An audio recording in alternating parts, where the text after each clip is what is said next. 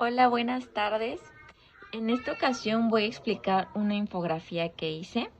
Es de la lectura de Pablo Latapí, Un siglo de educación en México. La lectura se divide en dos apartados. El primero nos habla de los 5 proyectos educativos que surgieron en México y el segundo apartado nos habla de las fuerzas impulsadoras. Comenzamos con el primer proyecto, que es el proyecto vasconcelista. Este proyecto está basado en 3 elementos fundamentales o fuentes que utilizó Vasconcelos para lograr una visión social e interacción inclusiva, la cual dividió en 8 direcciones. Estas fuentes fundamentales fueron la herencia de Justo Sierra, la toma de posición contra el positivismo y la reforma de la educación soviética. A través de estos elementos, Vasconcelos se basó en 8 direcciones de lo que es el proyecto vasconcelista. La primera fue la creación de un ministro federal de la educación pública. La segunda, la alfabetización. La tercera, la construcción de locales escolares. La cuarta, la formación de un nuevo maestro, que debe de tener misiones culturales y nos habla de los maestros rurales. La quinta dirección es una escuela activa. La sexta dirección es la relación de la educación con los problemas nacionales. La séptima es la cultura como factor de liberación, dignificación de la persona. Y la octava y última es la conciencia de la identidad mestiza y la vocación latinoamericana. El segundo es el proyecto socialista. En esta nos habla de que el presidente Lázaro Cárdenas adoptó la orientación socialista en educación nacional, pero sin comprometerse con la definición de sus significados o su contenido, subrayando carácter popular de la educación, su función emancipadora, obligatoriedad y gratuidad. Promovieron el dominio de la razón y la explicación científica para combatir dogmas y fanatismo. Capacitación para el trabajo, importancia de formar valores. Sin embargo, no explicaron cómo conciliar la implantación de una educación socialista en un país de estructura capitalista. También nos dice que la escuela socialista despertó el entusiasmo de los grupos del magisterio más radicales. En conclusión, este proyecto tuvo pocos efectos.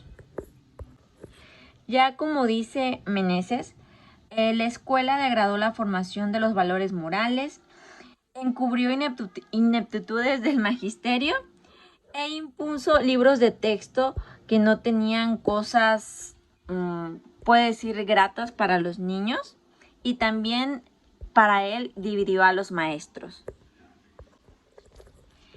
El tercer proyecto, el de Unidad Nacional, que se dio en 1942 y 1970, estaba como presidente Ávila Camacho, quien en su entonces designó a Jaime Torres como secretario de Educación y le encomendó la tarea de modificar el artículo 3 de la Constitución mexicana.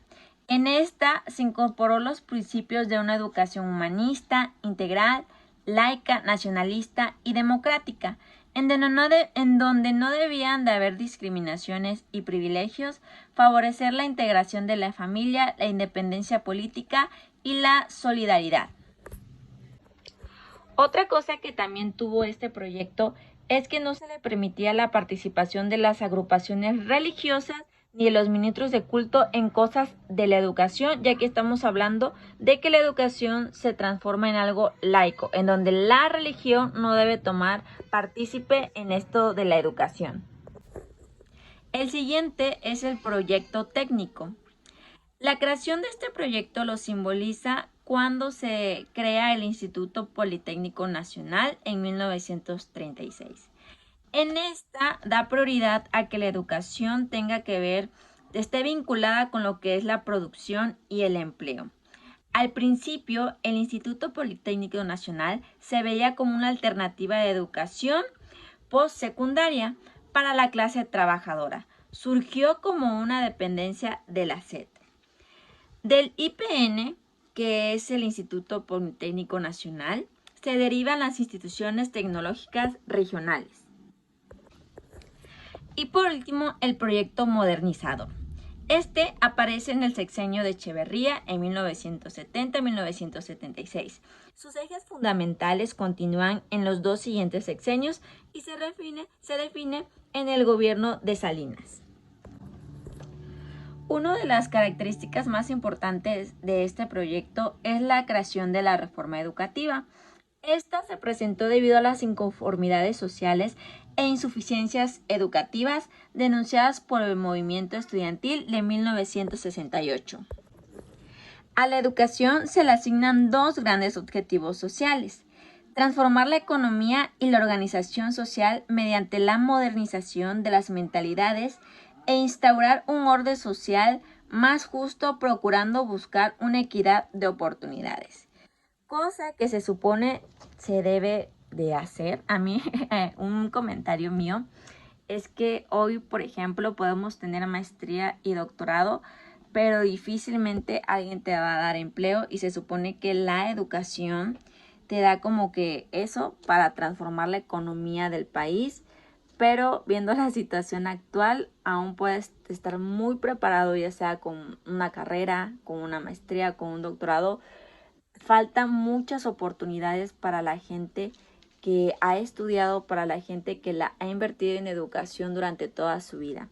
Falta mucho que mejorar para que la educación realmente sea una herramienta para transformar economías aquí en México, porque hay mucha carencia de oportunidades.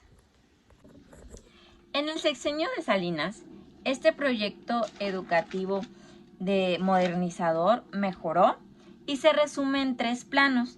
El primero es que la educación se relaciona con las nuevas coordenadas políticas, económicas y sociales que globaliza la economía. La segunda es la federalización, la participación de la sociedad y padres de familia. Y el tercero, en el plano pedagógico, el acontecer cotidiano en las aulas. Este cuenta con tres elementos. El primero es la atención al maestro, en donde se le da la actualización al maestro a través de evaluación, a través de curso y a través de la promoción para una superación. Este de la promoción es, por ejemplo, el incremento de salario del maestro. El segundo elemento de este plano es la reconstrucción de los planes y programas y la revaloración de los libros de texto, incluir nuevo material. Y el tercer elemento es la introducción gradual de las evaluaciones externas.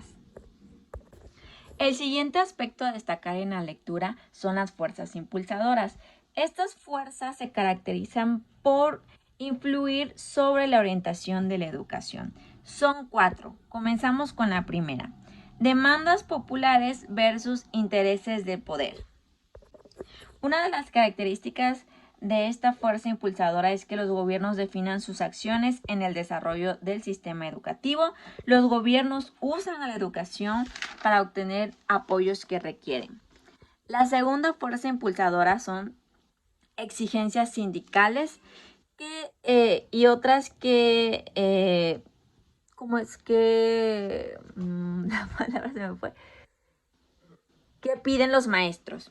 Aquí nos habla de la creación de los años, en el año 40, de los años 40, que es del CENTE, que es el Sindicato Nacional de los Trabajadores de la Educación, que al principio su principal función era defender a los trabajadores de la educación. Sin embargo, si nos vamos al terreno actual de lo que es la CENTE en la actualidad, la verdad es que muchos de ellos velan por sus propios intereses. Yo soy maestra que pertenece a ese sindicato y la verdad no he tenido el apoyo que requiero en cuestión ya sea de préstamos, en cuestión de apoyo, de asesorías. No veo algo claro.